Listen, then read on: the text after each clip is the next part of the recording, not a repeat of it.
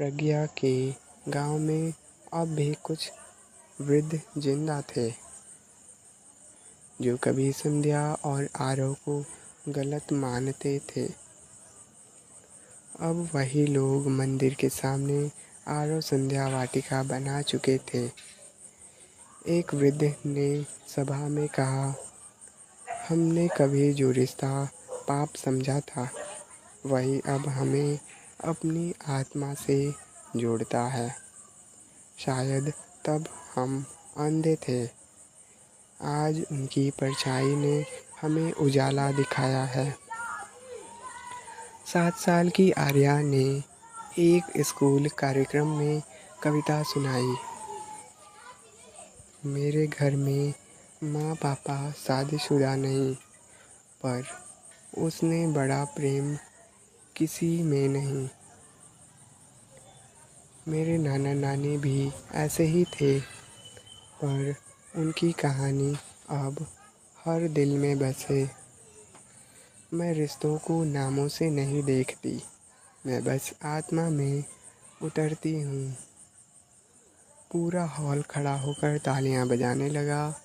कुछ लोग रो पड़े। जब प्रेम की 5वीं परछाई चलती है तो वो सिर्फ प्रेम नहीं रहती, वो पीढ़ियों की चुप्पी तोड़ती है और कहती है, अब किसी रिश्ते को छुपाने की ज़रूरत नहीं। अब प्रेम को केवल जीने की आज़ादी चाहिए। पेरिस में आयोजित हुआ एक अंतर्राष्ट्रीय अधिवेशन, द इटर्नल लव कॉन्क्लेव, जहाँ विभिन्न धर्मों, संस्कृतियों और भाषाओं से जुड़े समाजशास्त्री, दार्शनिक, आध्यात्मिक गुरु और मनोवैज्ञानिक एकत्र हुए। थीम थी, can love be sacred without marriage? क्या विवाह के बिना प्रेम पवित्र हो सकता है? संवेद और प्रार्थना को वहाँ आमंत्रित किया गया। संवेद मंच पर खड़े होकर बोला, मेरे नाना और नानी ने कभी विवाह नहीं किया, मगर उन्होंने एक दूसरे को आत्मा से चाहा और मर्यादा से जिया। मेरी माँ उस प्रेम की संतान है और मैं उस परछाई का अंतिम हिस्सा। एक बौद्ध भिक्षु ने कहा, जिस प्रेम में त्याग हो, मौन हो और आत्मा की शुद्धता हो, वह हर धर्म से ऊपर होता है। एक ईसाई संत बोले, मैरी मैगडलेन और जीसस के बीच जो संयमित आत्मीयता थी, वह भी पवित्र प्रेम थी। एक सूफी फ़कीर बोले, मजनू और लैला ने कभी विवाह नहीं किया, फिर भी उनका प्रेम अमर है। हॉल में तालियां गूंज उठी। सदी भर की चुप्पी टूट चुकी थी। 16 वर्ष की उम्र में आर्या ने अपनी पहली किताब प्रकाशित की, द फाइनल शैडो, आखिरी परछाई।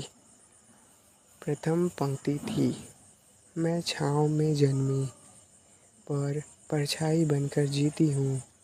मैं उस प्रेम की वंशज हूँ जिसे कभी समाज ने नहीं समझा, मगर अब हर आत्मा पहचान रही है।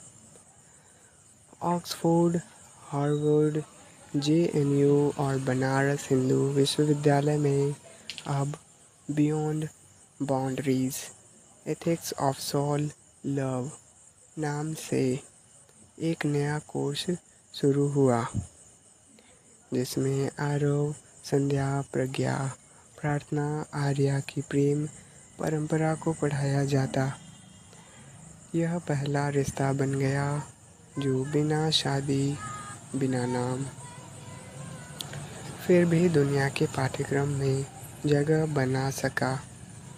गांव के तालाब के पास एक संगमरमर की समाधि बनी।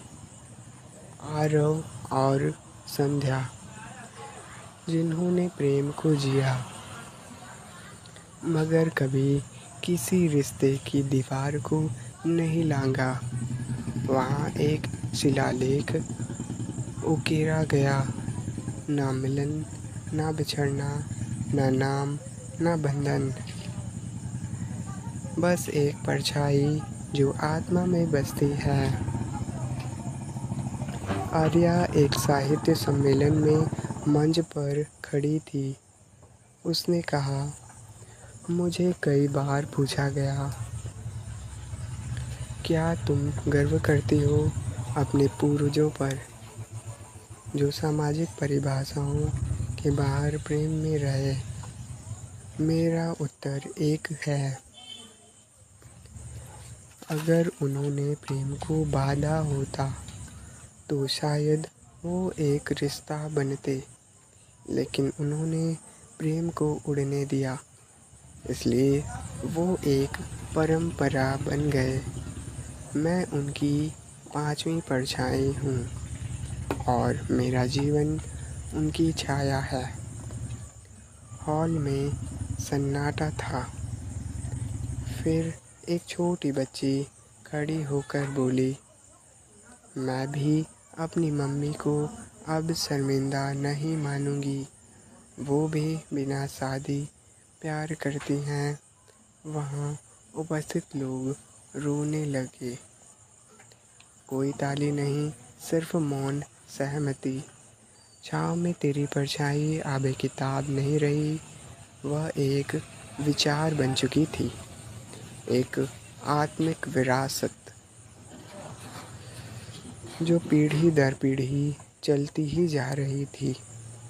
जहाँ देवर ने भाभी को सिर्फ आत्मा से प्रेम किया, जहाँ भाभी ने उस प्रेम को मौन में सींचा, जहाँ बेटी ने उस रिश्ते को सम्मान में बदला, जहाँ नाती ने उसे दुनिया के सामने अमर किया और नातिन ने